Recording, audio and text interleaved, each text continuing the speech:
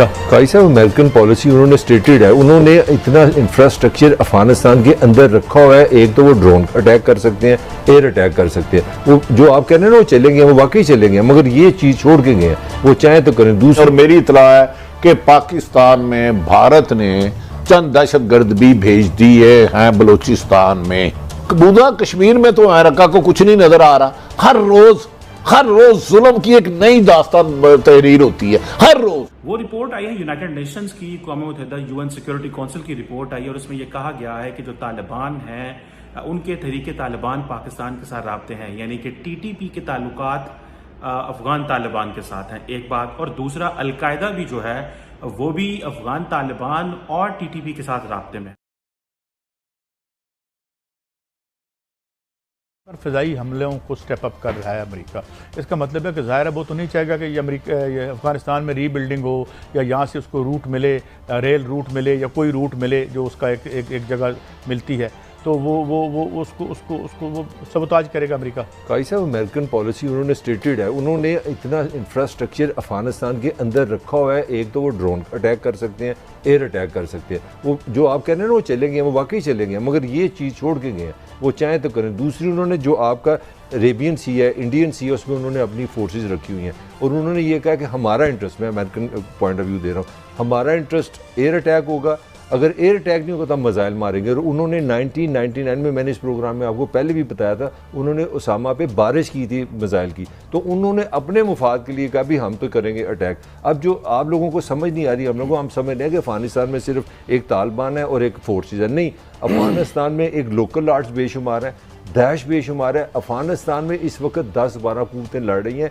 जो मैं आपको बार बार कहना चाह रहा हूँ कि अफगानिस्तान प्रॉक्सी बन जाता है हर बार। और मुझे डर लग रहा है, अल्लाह ना करे कि पाकिस्तान के लिए जो मसला आ रहा है वो इसलिए आ रहा है कि बड़ी ताकतें वहाँ पर लड़ाई अपनी अपनी लड़ना चाह रही हैं, और प्रेशर सारा पाकिस्तान पर। कल जब हम बैठे थे, भट्टी साहब ने आपको जो खबरें दी हैं, पूछे ना इनसे कि हमारे जो इदारों पर कितने अलर्ट हैं। भट्टी साहब इतनी बड़ी खबरें कल आप दे रहे थे। देखिए कायद साहब, गुजारिश है कि अमेरिका किसी सूरत भी अफगानिस्तान अमन नहीं होने देगा, ना भारत। उनकी खरबों इन्वेस्टमेंट गई है। चाइना एक सुपर पावर बन चुका है, माशी तौर पर बनने जा रहा है। उन्होंने अफगानिस्तान में तबाहकारी के लिए आखिरी हद भी क्रॉस करनी है। और मेरी इतला है कि पाकिस्तान में भारत ने चंद दहशतगर्द भी भेज दिए हैं बलूचिस्तान में।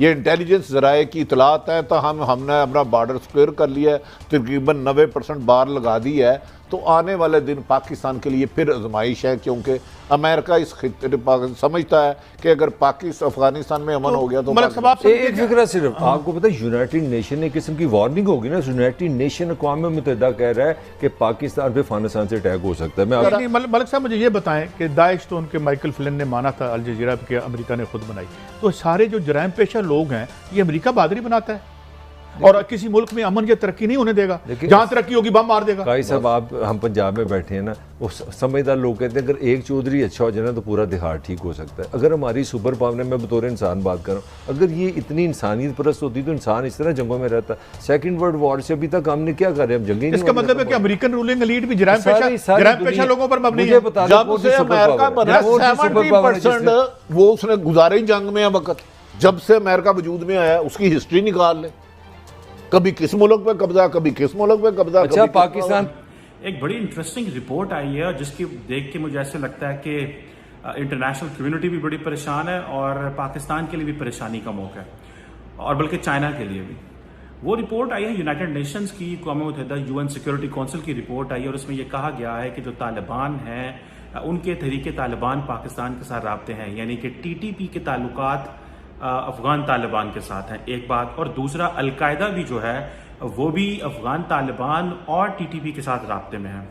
दो इसमें बड़ी इंटरेस्टिंग चीज़ें में समझने की हैं। उसमें एक चीज़ तो ये है, इसमें अक़वाम मुत्तहिदा की जो रिपोर्ट है उसमें ये कहा गया है कि ऐसे मिलिटेंट्स हैं जो कि चाइनीज़ मुस्लिम्स हैं, और वो भी अफगानिस्तान और जो चाइना का जो बॉर्डर है उस पर वो बैठे हुए हैं, and there is a likely possibility कि वो जो बॉर्डर से वो क्रॉस कर सकते हैं और कुछ इस तरह की डेवलपमेंट हो सकती हैं जिसको यूनाइटेड नेशंस सिक्योरिटी काउंसिल की रिपोर्ट जो है मुहैया कर रही है।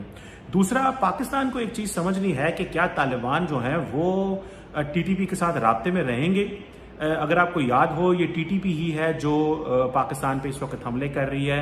रिसेंटली भी जो चाइनीज पे हमले हुए, पाकिस्तानियों पे हमले हुए, हमारी फौज पे जो हमले हो रहे हैं, वो टीटीपी करवा रही है।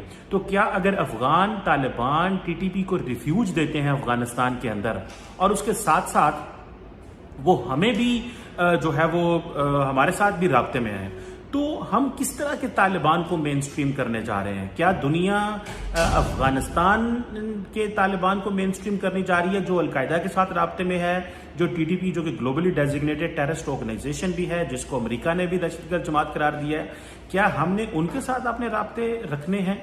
और दूसरा यह है कि जो जमातुल अहरार, हिजबुल अहरार और बहुत सारी फरूकी ग्रुप और बहुत सारी और जो ऑर्गेनाइजेशन है, उनके आपस में राब्ते तो हैं इस वक्त, और वो टीटीपी के साथ भी इंगेज हैं इस वक्त। सो हमें इस चीज को देखना है कि पाकिस्तान के लिए एक बहुत बड़ा चैलेंज इसमें सामने आया है, और वो चैलेंज ये है कि हमने अफगानिस्तान के तालिबान को किस तरह मोटिवेट करना है कि वो टीटीपी को पाकिस्तान के खिलाफ जो है वो इस्तेमाल ना होने दें। क्या तालिबान ये करेंगे?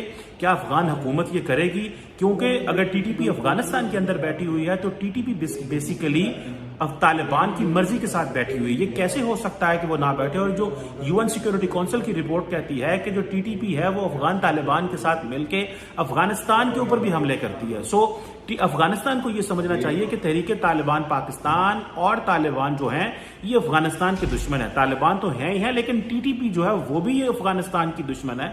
सो अफगान हुकूमत को उसको भी खत्म करना चाहिए, और ऐसे एलिमेंट्स जो बेसिकली फंडिंग कर रहे हैं तहरीके तालिबान पाकिस्तान को, अफगानिस्तान में बैठ के उनका मुहासबा करना चाहिए कि वो किस तरह पाकिस्तान के लिए ये चीजें जो है वो मजीद करेंगे।